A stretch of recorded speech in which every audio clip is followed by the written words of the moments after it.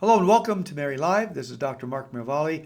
My friends in Jesus and Mary, gives me particular joy to speak about the prerogatives, the virtues, the special gifts, and the level of sanctity appropriate to Saint Joseph, the spouse of our Immaculate Co-Redemptrix, and himself worthy of our proper, what in the church is called protodulia.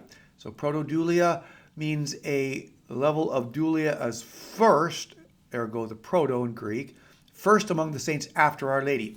Our Lady receives what is called hyperdulia, that is a category beyond all the saints and unique to her, which is infinitely lower than the latria, the adoration that we give to Jesus alone and the Most Holy Trinity. So protodulia is that category of devotion to Saint Joseph.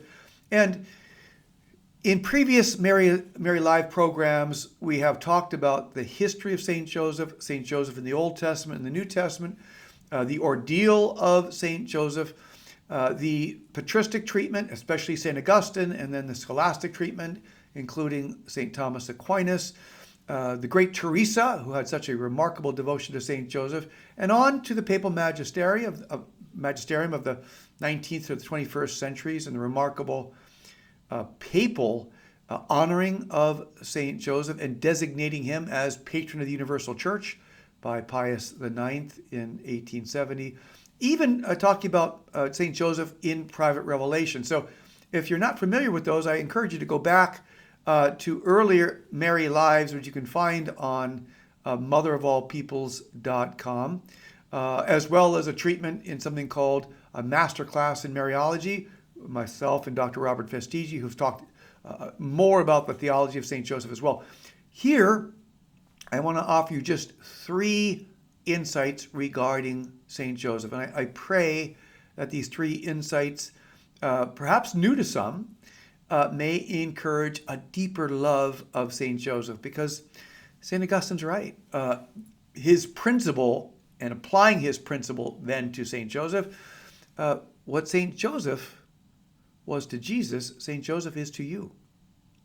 He's a spiritual father. He's a father with untold love and power, spiritual power of protection. There's a reason he's called the terror of the demons, but he wants to exercise that for you in your particular wants and needs.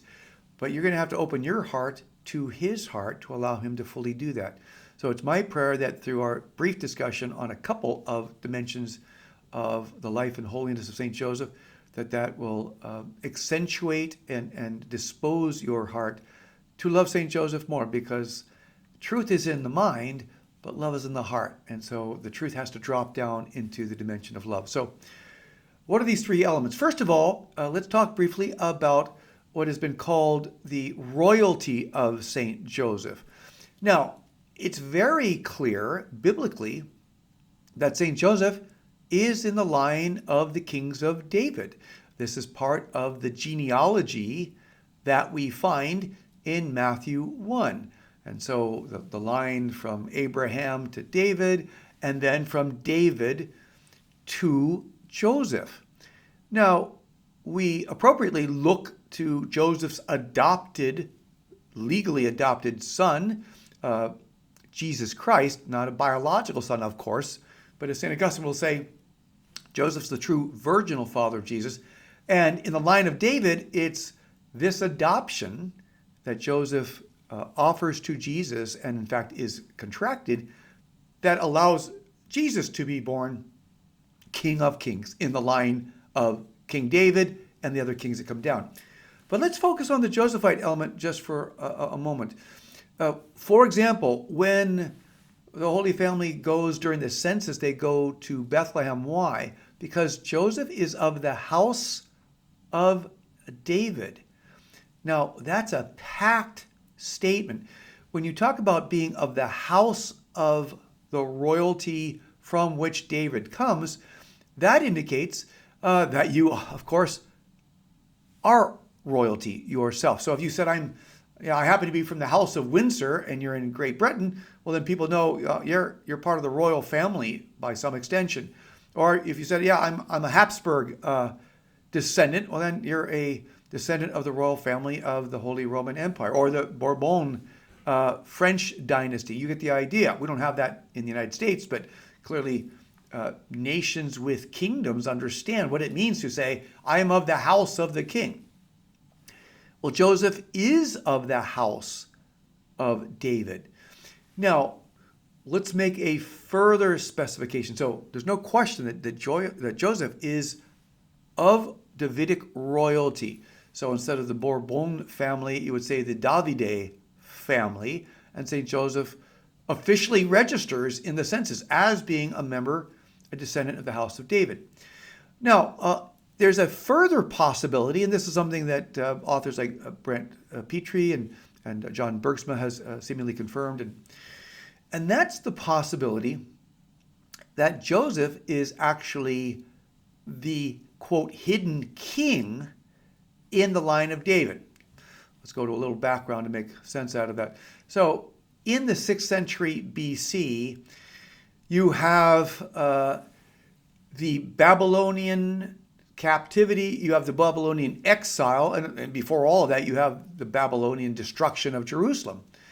And at that time, the leaders kill the existing king, Zedekiah, and murders him, and they destroy the rest of the Holy Family, the royal family that they know of, but they don't kill Zechariah.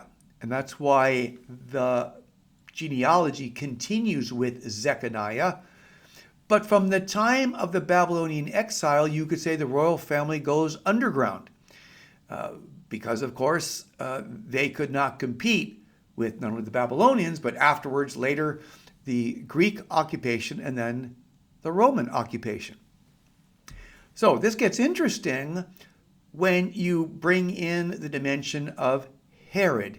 So King Herod is he's a puppet king of the Roman Empire. He's only half Jewish, but he certainly is not of the line of David. He doesn't even claim to be of the line of David. In fact, history seems to indicate that Herod the Great sought to destroy the history of the lineage of the line of David contained in the temple because he didn't want it to be so obviously known that he's not in that line. So he's just, again, he's inserted by the Roman Empire. What does that foretell about Joseph? Well, clearly Joseph is of the royal family. It's also possible, at least possible, that St. Joseph is the successor, that if the king, the family, the house of David was reigning, that Joseph would have been the next king. Once again, there's issues of lineage that good people could differ on.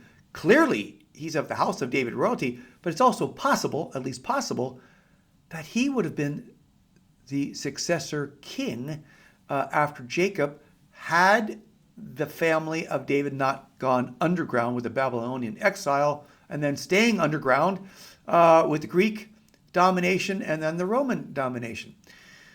So what does that mean? It means, if we can, imagine the humility of St. Joseph. For example, St. Ephraim will turn the phrase of saying that St. Joseph, by providence, would have been crowned, but by chance he is instead a carpenter. In other words, that it is very possible that Joseph would have been the reigning king of Israel, certainly of Jerusalem, certainly of Judah, of the southern kingdom. Of course, the northern kingdom is gone. Imagine what kind of humility it took Joseph, as a royal family, which is not really debatable, to tell no one. And we can further this a little bit by saying that means Herod, the puppet king, is certainly going to be threatened by Joseph, the true king in the line of David. Even if he's not in the line for the kingship, he certainly is part of the royal family. And as you know, and as we know from Herod's history, he's not fond of people threatening his puppet kingdom. And so, you have the humility of St. Joseph, who tells no one that he's in this line, but he has to register in the census that he is royal. And he's the humblest of the humble workers. He's a carpenter. He's making out a living. He'll have to go into exile, into Egypt, a land not thrilled with the Jews in light of something called the Exodus that happened centuries earlier. And in a foreign land, he's going to have to make a living. He's not dropping his royalty card to do that. He's working through the sweat of his brow and through his humble carpentry to ironically support a member of the Trinity, made man, and the greatest creature ever created, our Blessed Mother.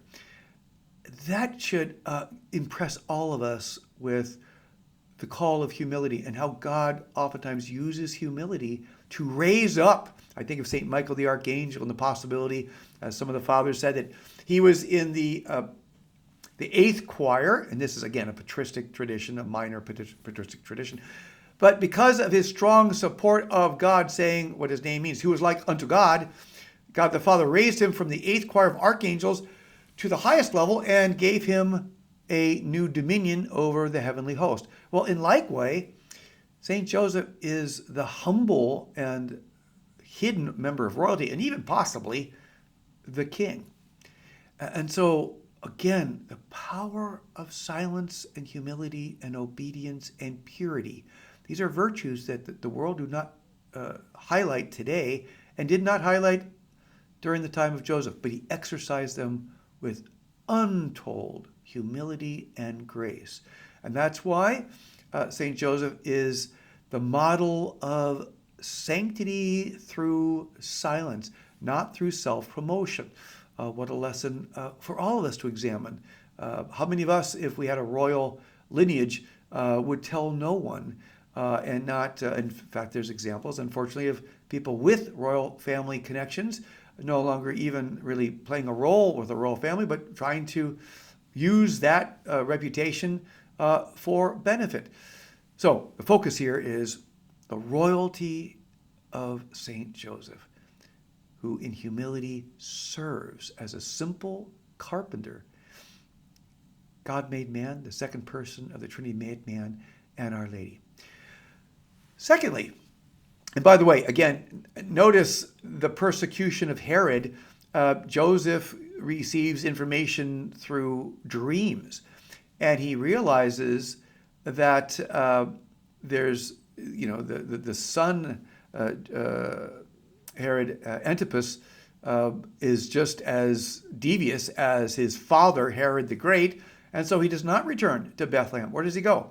To a humble land, Nazareth, a place people would say, what good could come out of Nazareth? Well, the answer is the greatest good, Jesus. And Joseph brings, as head of the family, he brings the Holy Family in safety and humility to Nazareth. What a screaming lesson for all of us in the midst of his paradoxical silence. Second item is the issue of the potential assumption of St. Joseph.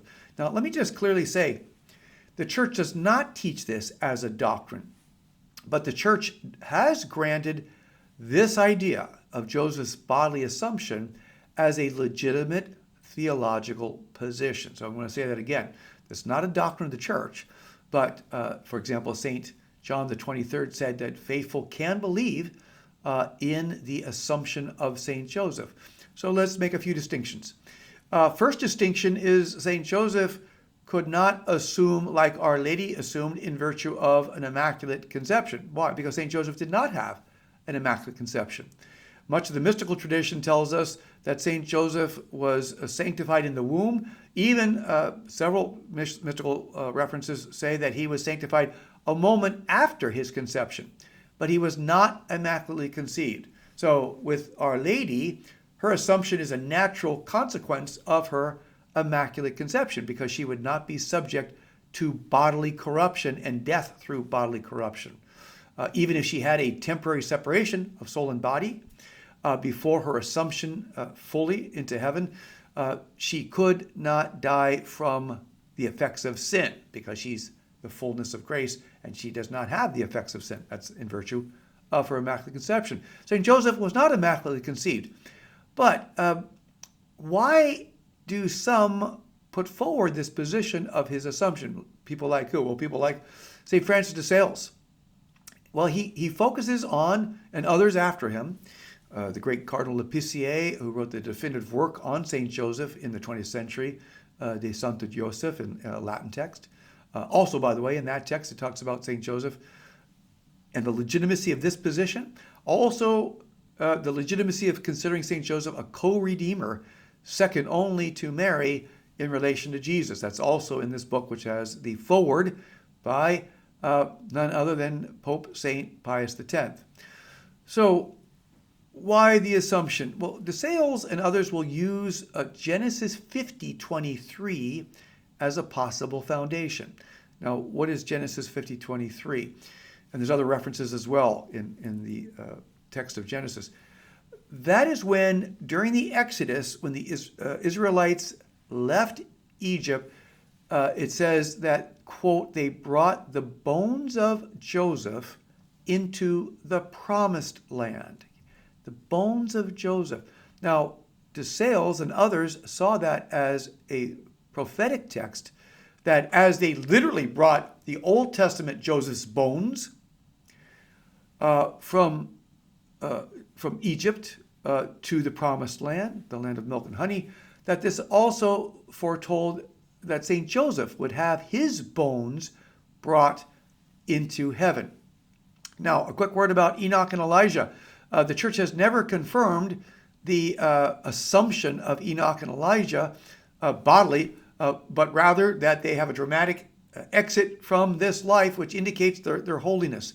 But the church has never confirmed, or even major scholars, major doctors of the church, saying that Enoch and Elijah were brought entirely into heaven, because of course it awaited the passion, death, and resurrection of Jesus in any case. So with St. Joseph, the idea that if there's any other body in heaven after Jesus, who of course ascends by his own power, and secondly, Mary, who is assumed passively by the power of Jesus in virtue of her Immaculate Conception, that if there was a third body in heaven, that it would rightly, appropriately be St. Joseph. Why? Because he's the greatest saint after Our Lady, and Josephite theologians and mystical traditions have confirmed it. St. Joseph is more holy than the seraphim, than the highest level of angels.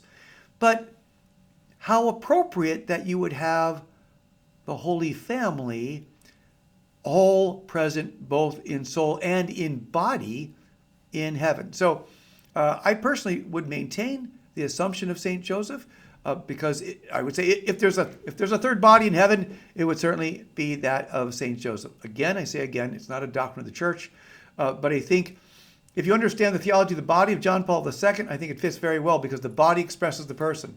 And so St. Joseph's physical bodily assumption would indicate his unique level of purity and chastity and holiness, second only to Our Lady. Okay, thirdly and finally, let's talk a little bit about devotion to the heart of St. Joseph. What do we mean when we talk about the heart of St. Joseph? Well, let's go back to Scripture again. Biblically, heart designates not just the organ, not just feelings, not just something psychological, not even just memories. Heart signifies person, the entirety of the person. Notice that when Jesus reveals himself to St. Margaret Mary Alacoque, he reveals himself to as the Sacred Heart. Not the sacred head, not the sacred limb, not any other body part, but the heart. Why? Because the heart bespeaks person and love more than anything else. And so biblically, heart, which is used hundreds of times in Scripture, indicates the entirety of the person, with a special emphasis on love. So same thing with Our Lady, the Immaculate Heart of Mary. It's not, Fatima doesn't say, she doesn't come and say, God wishes me to establish devotion to my Immaculate Head. Now, and I emphasize this because in the West, we tend to think of head or mind as the best summary of person. That's not biblical, and it's not overall globally traditional. It's really the heart. So, can we have devotion to the heart of St. Joseph? I would say certainly we can when it's properly understood, because we're talking about a pure and chaste heart. We're talking about a heart that has a level of holiness, once again, which is confirmed by Pope Pius XI, by John Paul II, by Leo XIII, before Pius XI, that St. Joseph's sanctity reached a level of holiness second only to Our Lady. So he's more holy. His heart, which indicates his person, is more sanctified than any other creature. Well, then, of course, it's legitimate to have devotion to his heart, properly understood. Some would say, well, no, it rests on the issue about whether Joseph's heart is in heaven or not. That was a 1940s and 50s discussion.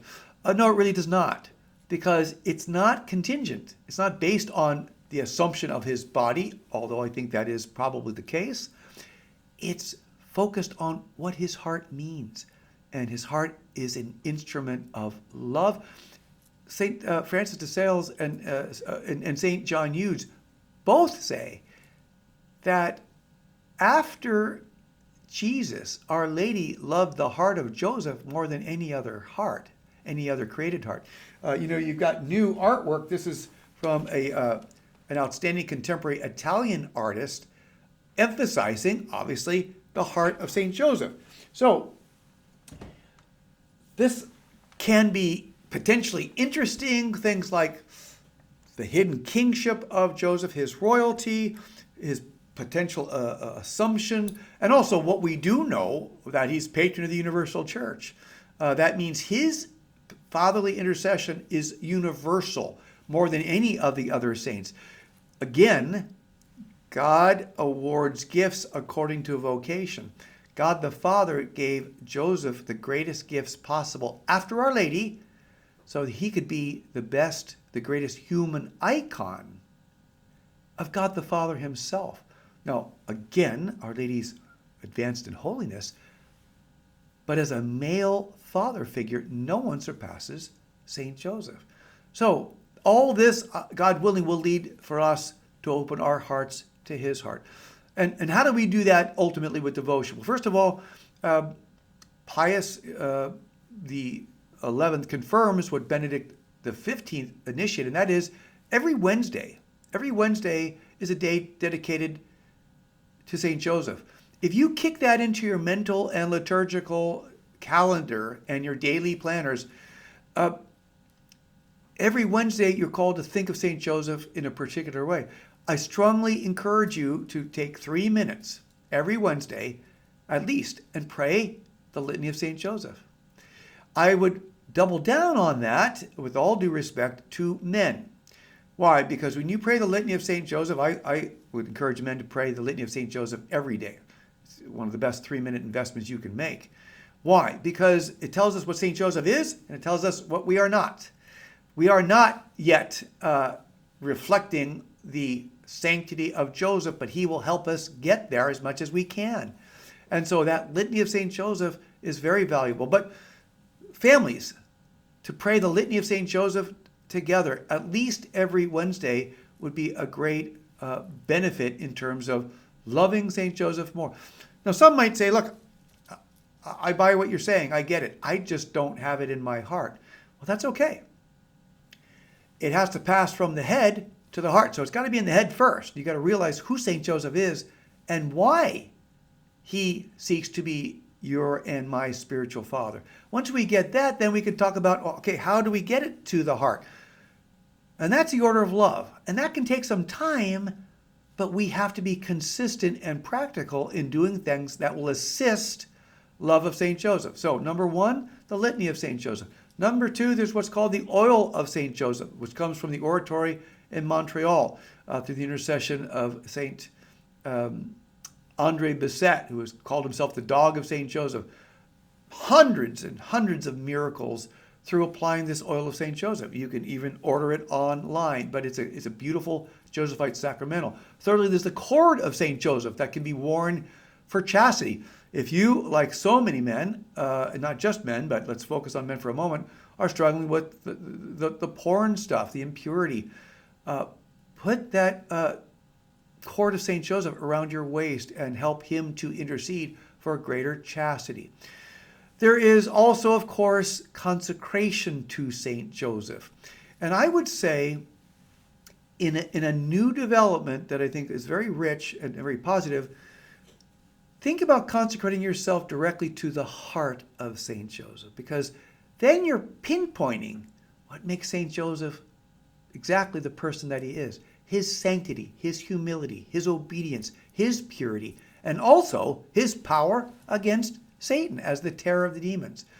So there are forms of consecration, and of course during the year of St. Joseph, which was recent, many people consecrated themselves to St. Joseph. I would strongly encourage doing that. You can do a preparation process, and it's always good to prepare, but I would say even more important is to carpe diem, to seize the moment.